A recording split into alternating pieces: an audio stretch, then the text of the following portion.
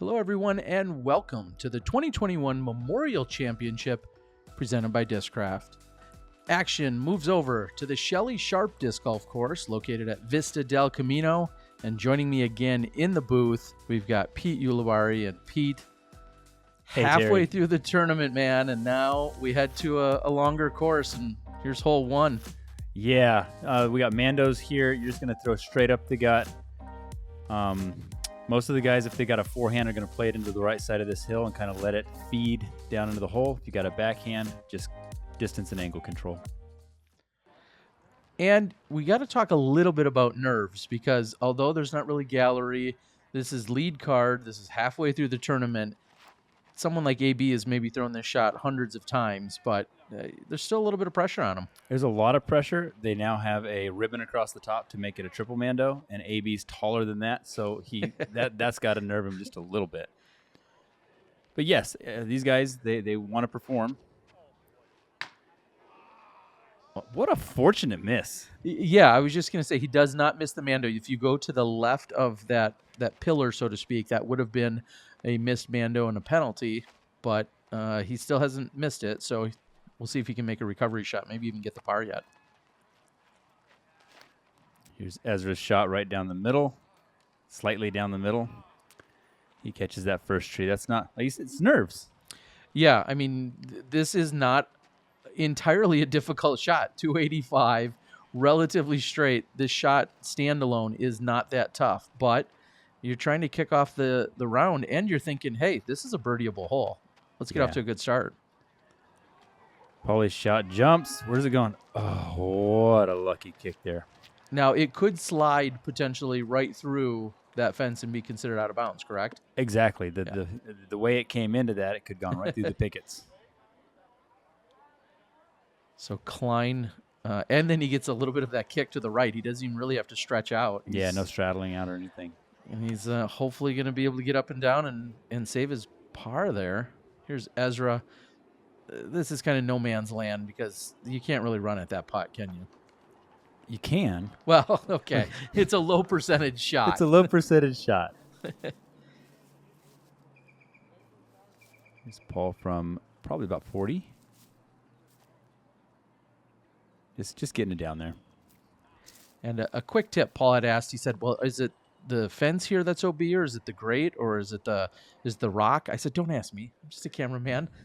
don't trust what I say. Fence. AB's in for the bird. Then again, I think if enough people are watching and listening to my channel after all these years, they already know not to trust me or listen to me.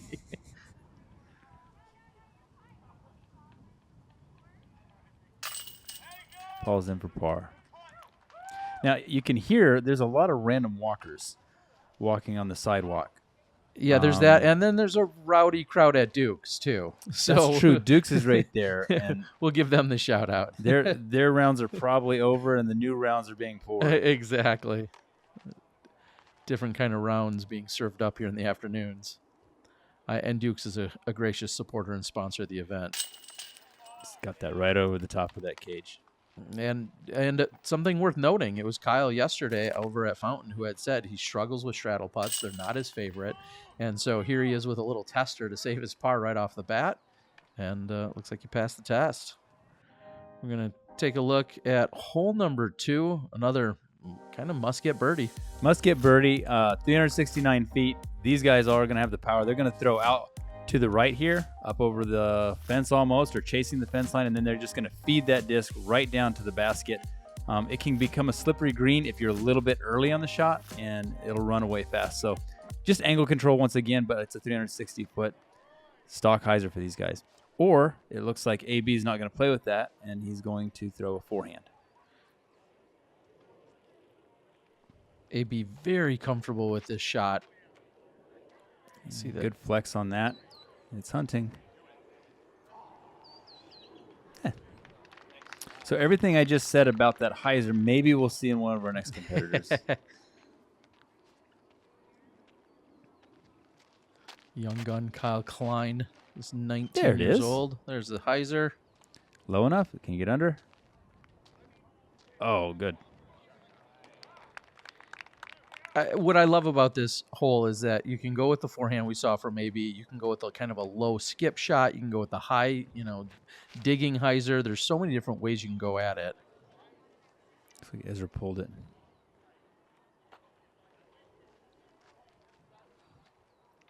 See what Polly's got for us. He's going more of that straight shot. It's going to feed or is it going to catch too much? Kind of a weird. It fed down in there. He's going to have about a 30-footer, 25-footer. A little more angle, and that might have actually got a flare skip out of it. And Ezra, here's one of those spots where, again, you're out of position, a low percentage, attempt to try and even put anything in. So at that point, you got to just really lay it up. There's not many trees on this course. Paul found one. The designer somehow put the basket in the right place. And he's going to opt to go right through the crotch of this tree here. It's in. Right idea. The ceiling was a little lower than he thought. Let's see what Kyle's got here. He doesn't have a straddle putt this time. Oh. And for as solid of a putter as Kyle really is, that was shocking even for me. I've seen him make so many easy and difficult putts. I don't know that I've ever seen him miss one from that distance in the short career that he's had over the last few years. Maybe he puts it in. Birdie, birdie.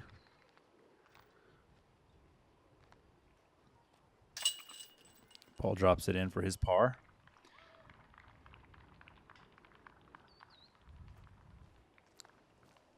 We're going to go over and watch Ezra tap out his par also.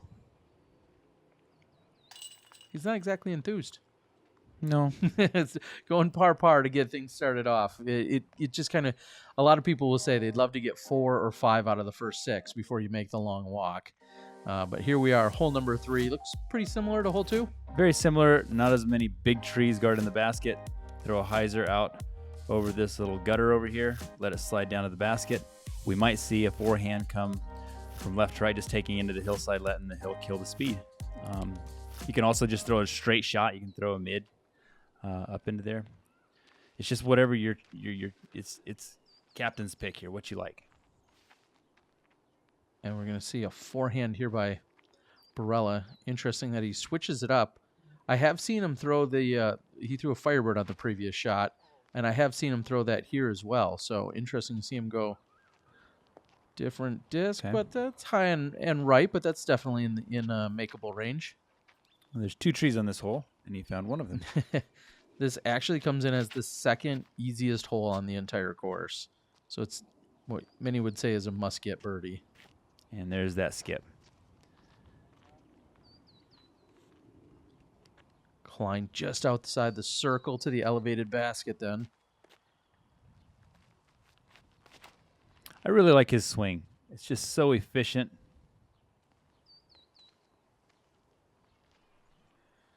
His power doesn't hurt either. No. Paul's going to go a little flatter. Okay.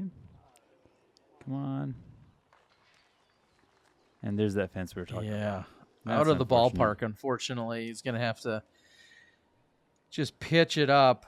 And, he wasn't even close enough to be able to give it a run. You get a little bit closer maybe to some of those apartments there, and you're like, oh, I could possibly try and save this. But he's just pitching up, and Ezra. It looked like he's a little rushed on that.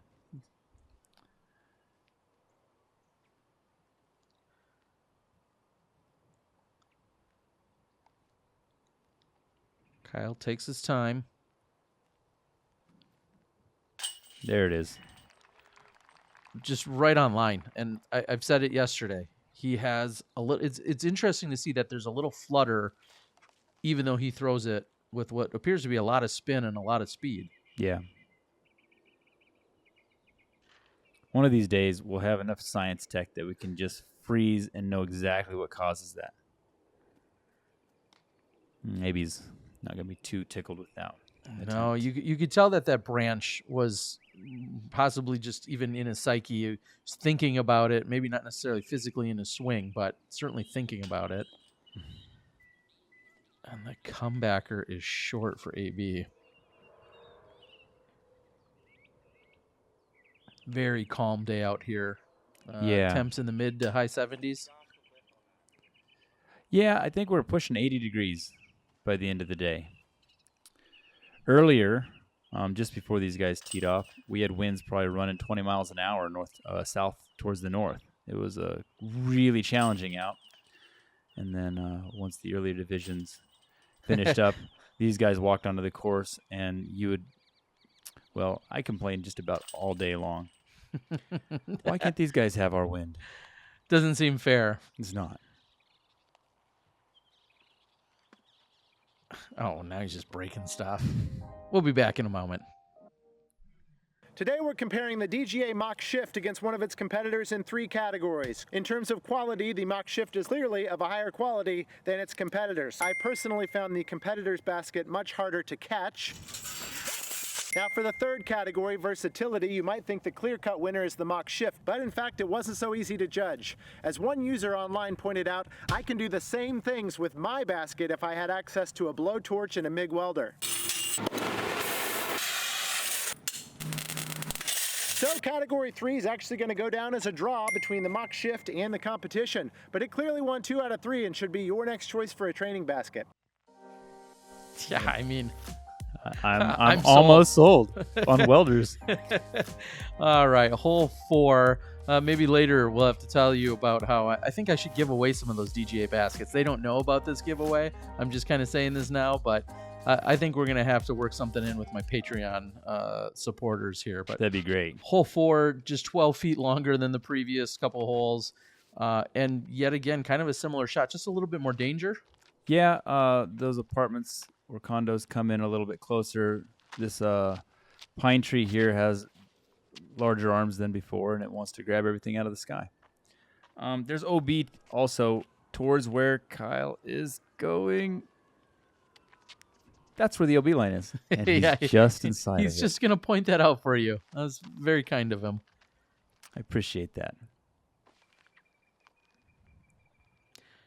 Now, I've seen a number of shots by AB and Adam Hammis during the Shelly Sharpe event where they've really been frustrated with hitting that pine tree. It's like they don't carry it out wide enough. But any thoughts of that are in the past, as AB is perfectly hires it around that tree. Ooh, he nips the first. A little bit tight for Ezra, but that power still puts him, circle's edge. You know, that tree, it's like if you just miss inside a little bit, it will grab everything. But you have to commit out over what feels like committing over the roof line, and that's a scary shot. But Paul is going to give us a park chop. That's a nice shot.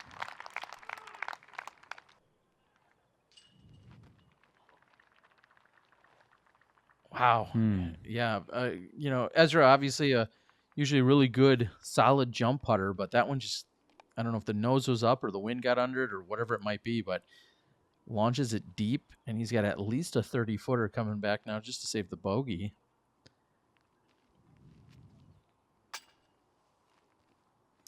Kind of a similar deal. Yeah, so Klein moves over to the other side, and he looks to have about the same distance. Prepping himself. He's got this routine, drying his hand off or at least making the motion. Making the motion. No. Settle down there. Now, that line is out of bounds. So the backside of this green is the out of bounds line. So Ezra went out of bounds with his putt, took it in bounds, and just sank what was about a 30-footer to save bogey. Yeah, hole 4 showing its teeth. It's really doesn't feel like it should be that difficult of a hole. It plays right in the middle in terms of overall challenge to our players, but you see a pair of 30-footers just to save bogeys, and you think, man, you wouldn't normally think to see that. especially from the lead card.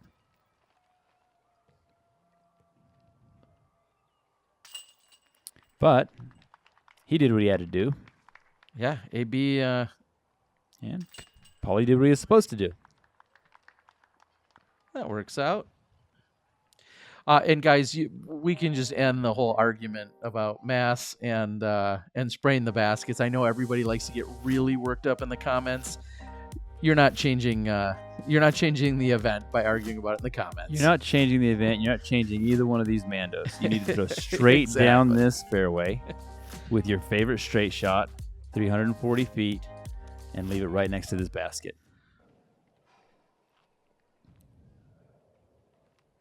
So just a bit shorter than the previous few holes. However, you mentioned it. You have to throw this pretty much dead straight. Ooh, he's testing the... Well, that's unfortunate. You have a straight look at it, but that's the Mando tree. Anything to the right of that tree would be considered missing the Mando. And then you see there's a Mando on the left side as well. Paul's turns over.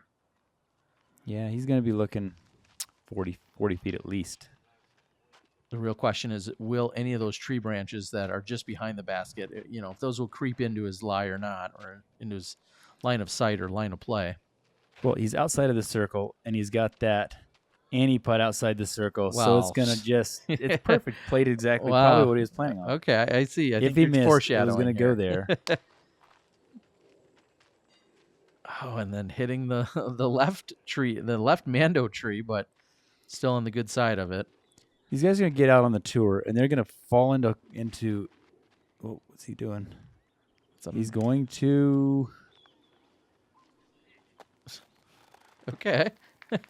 That's just outside the circle long. Yeah, and I apologize that I don't know if that's a putter or a mid. Maybe there's an in the bag out there that tells us, but he has great control of whatever that is. That was a great shot. Maybe it's an old Z Rattler by Discraft? No? If he threw a rattler that far, I'm going to get him and Double G together for the Silly Putter Long Throw Championships. I think that sounds like a great competition. And yes, you have to be of a certain age in disc golf to know what a Rattler is by Discraft. The Dan Ginley Special. Exactly. And so Paul able to give it a run. Now this one's always dangerous because if you get it up in the air to try and get to the elevated basket, going long could bring those trees into play on a comeback putt. For sure. And I've got a lot of ands on this one. I'm trying to pick which one is my favorite and. And if you miss it all, it can go rolling fast because it's just hard pan dirt right now. Yeah, we saw how much Ezra's had skipped even when it came in for the drive. Maybe he's in for par. A couple of par cleanups there. Unconventional putt by Ezra. An upside down putt. Klein. And we'll move on to the next hole. Yeah, tricksters. It's young guns. And we're going to head over to the first par 4 on the course. Big shout out to Ledgestone and shop.lisopen.com. Let's fly down this fairway. Everybody's going to want to be throwing rollers or flying to this spot right here. That will leave you about a 360-foot hyzer into the basket, or with a beep on the card, most likely a forehand that'll be flying into this spot. If you can throw a roller really far, it might be amazing. But there's OB on the right, OB on the left, and this is by far the longest hole preview I've done. Well, and I was just going to say, huge shout out. Not only did I use these for the Shelly Sharpe, but as you were gracious enough, but then recycled them here. They were perfectly ready to go. Is that why I felt like I was already there? Yeah, exactly. I know the flight enthusiast that you are. And the hyzer shot, which isn't that like common. That. Yeah, it's I kind of like that. Well executed. It puts him in a really good position. You That's just nice. don't see it that often. No, there's a tree down there, straight down the line that he took, that typically would come into play if you start pushing a lower hyzer. So I like that. And I know I just said you don't see it that often because you really don't, but Kyle is not afraid. This is the one I was talking about. Yeah. Now, if that sets now, he's in prime position for the right-hand side of the fairway. There's not much room on the right-hand side, but if you get in that spot he just landed, it makes the hole really easy. And you see Ezra no more than 10 feet in front of where Paul landed. Throwing his disc. Yeah, exactly.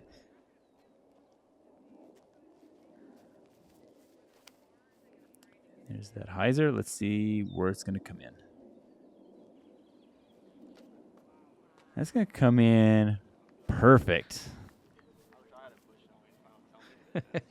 Paul had, of course, dialed it in. I forget what the exact distance was. Maybe it was like 350 or 360 to the pin. And he was using his Bushnell, and Ezra was jealous of it. Oh, there it is. Kyle. I mean, just See? 2 low line drives. So he said right there, down that right side. It's a really easy shot. And when you have the form and the control that Kyle does, as it just slips out of bounds, he makes it look so effortless. It's one of my favorite things is to watch him throw, because I think about what most people need to do to throw at 360 or 370 feet, and Kyle just barely looks like he's tossing it. Maybe threading a needle here. Yeah, he's got options, the forehand and the backhand. Do we get extra points for leaning? I It's not don't like think so. horseshoes, you get extra points. Yeah.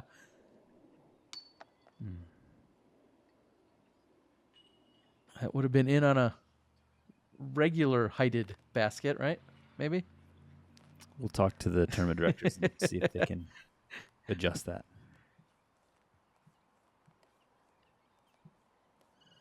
AB for birdie. He caught a lot of the basket, but not all of the proper portions of the basket.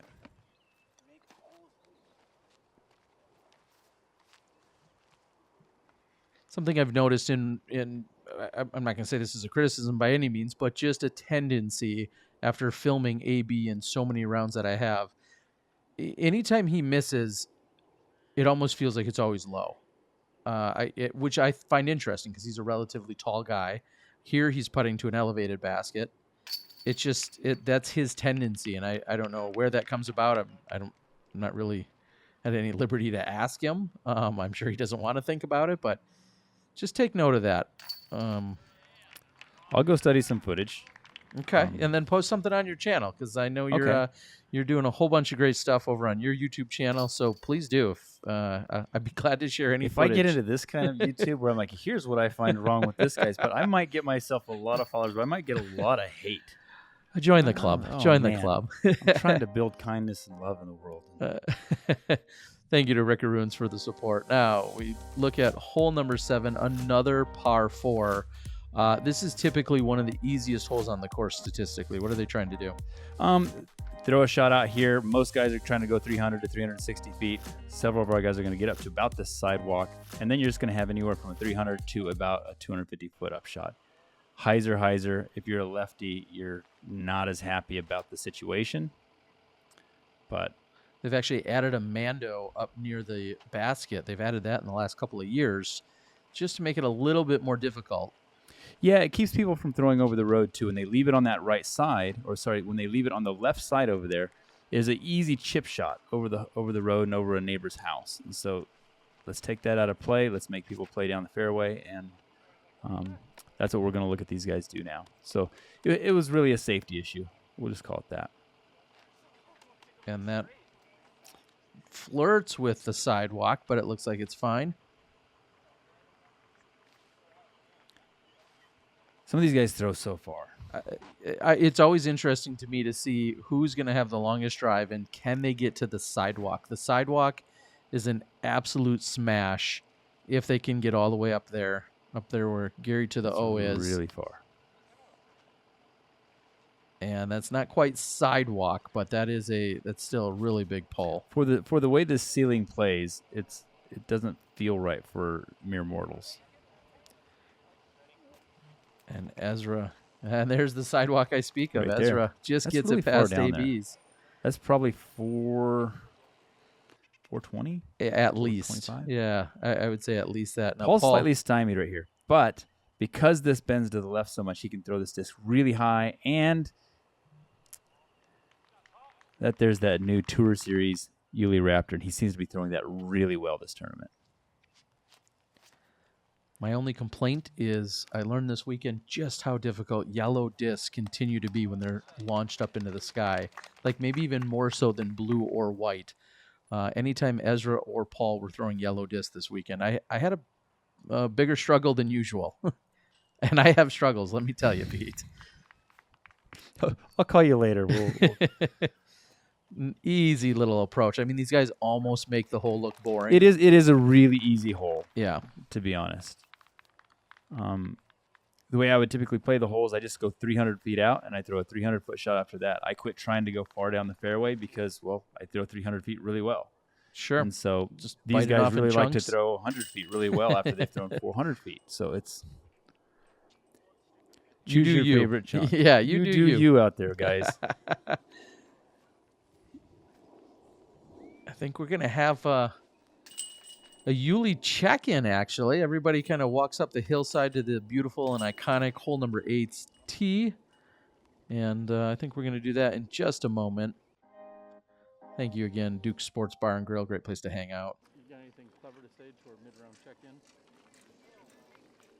Anything to say to your fans, your brother who's commentating right now? Yeah, we thought it was windy, but it's actually super calm, which means we were really nervous, and we messed up really bad. Which hole? The first 6. But we're professionals, so we'll probably clean it up. Well, on average, 3 people on the card do, so I don't know which one of us is going to really mess up, but... Sounds like a numbers game. Hole number 8. I think this is my favorite looking hole on the course. Most of the pictures you see posted in social media, everything come from this hole. It looks really good on camera. It looks fun to throw. 300-foot water carry to this green. It can be a little slippery if you come in fast, but all these guys, they're professionals, like Paul said. Well, and he thinks 3 out of the 4. 3 will out get of the things 4 are going. professionals. Well, they're on the lead card here, halfway through the event, throwing that big spike. We see everything, and I think we're going to see a variety of shots here. There's the big righty spike. There's the righty forehand. There's the righty backhand. I think the biggest challenge with this hole is that the tee pad is really short.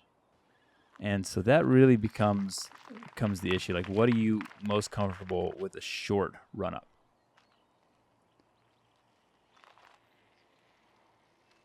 I think this is a Nova by AB, so tells you what he needs to throw 360 downhill.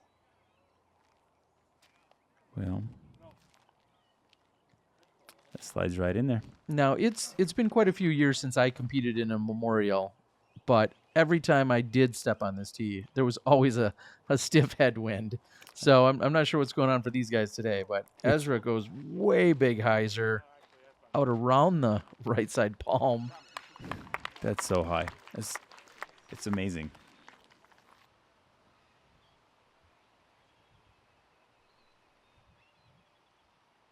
Just inside the circle for AB and a scoop.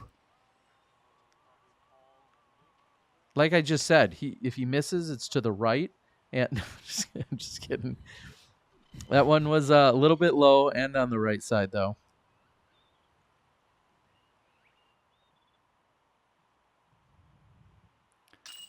Ooh, grab her in there. One thing I'd like to say about this thing with AB's putt is we see him miss a lot of putts. He's on the lead card, which means that he's putting all the time. So if you are in a numbers game, he's going to miss some. Yeah, and I guess to belabor that point a little more, he's here leading the tournament, and he's not even making every putt. That's I mean, that's that's completely incredible. belabored perfectly. It's incredible. And it's so fun to watch him throw. And we're seeing all of these young guys just throw so putt by far, Ezra. so effortlessly.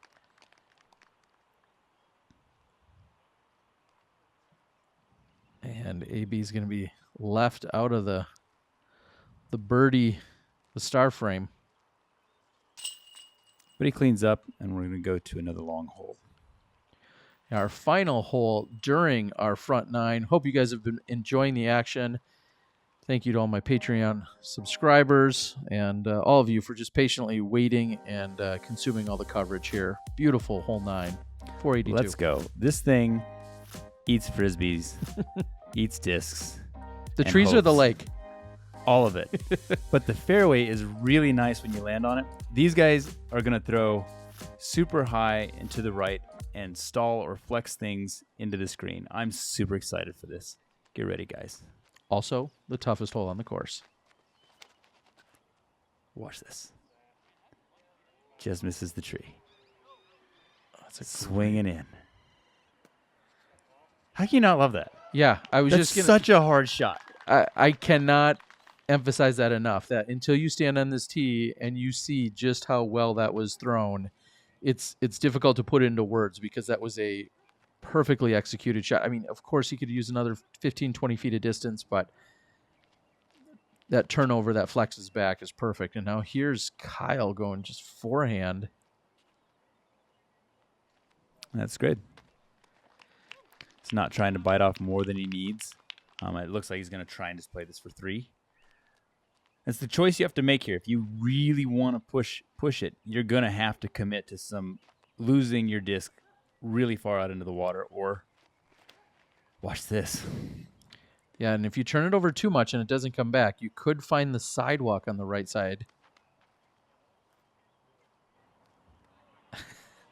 Eventually that lands. As I was just saying, sometimes things go right out of focus. That's deep of the pin. To the people listening, it brings me great joy and great pain at the same time.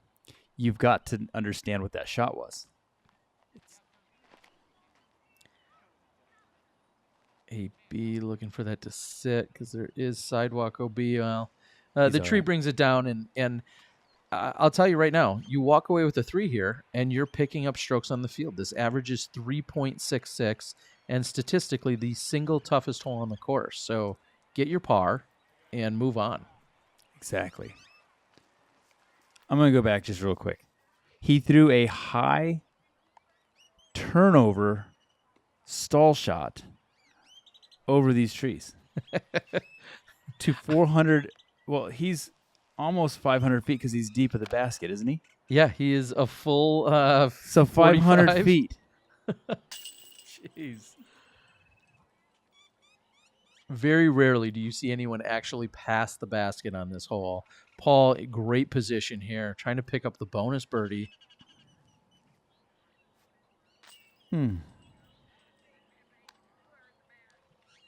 You've seen that look. He's looking to the north.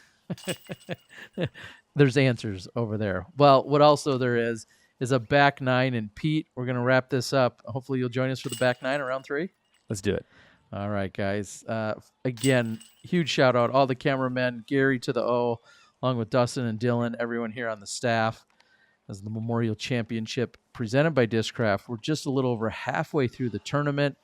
I promise we've got plenty of sweet action coming your way. Thanks for subscribing. Make sure you like and share. You could win some beef jerky. Jerky. We'll see you in the back 9.